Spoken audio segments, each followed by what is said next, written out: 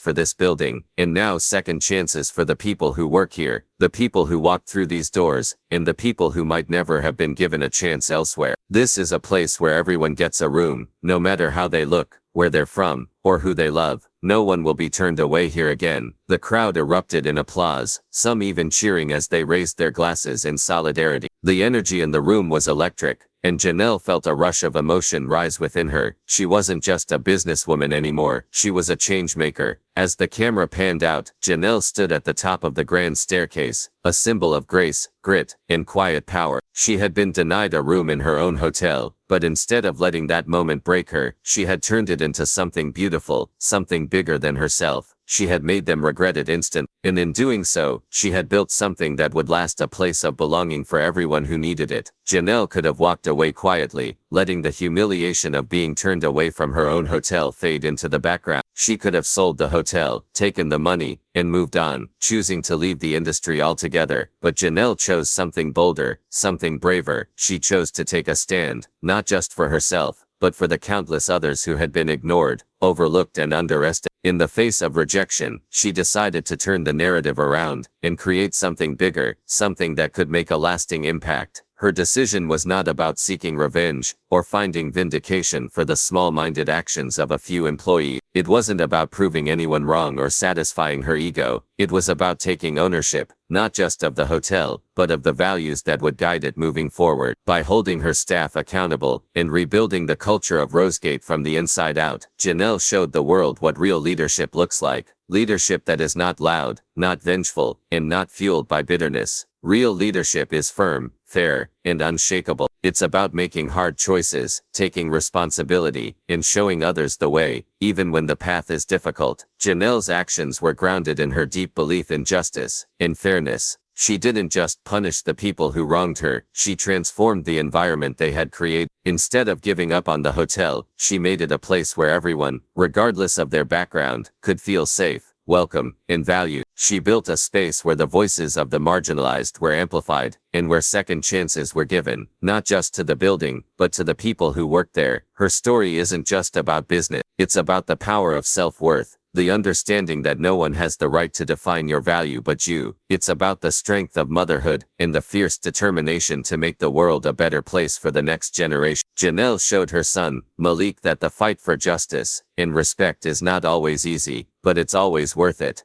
She taught him that true power doesn't come from wealth or status, but from standing up for what is right, even when it feels like the odds are stacked against you. And above all, Janelle's story is about the impact one person can make when they decide enough is enough. When you've been knocked down, humiliated, or pushed aside, it's easy to believe that the world is too big for one person to make a difference. But Janelle's actions proved otherwise. She didn't wait for someone else to fix the problem. She took it into her own hands, and in doing so, she created a ripple effect that inspired people from all walks of life to stand tall, speak out, and demand change. For every person who's ever been looked down on, ignored, or underestimated, Janelle's story is a reminder. You have the power to change the narrative. You have the strength to rise above the rejection and make your mark on the world. This one's for you, because when you decide to take a stand, when you decide to believe in your worth and the power of your voice, nothing is impossible. And don't forget to subscribe for more real, raw, and powerful stories that you won't. Thanks for watching, and remember, every interaction counts. Treat everyone with respect, because you never know what battles they might be facing.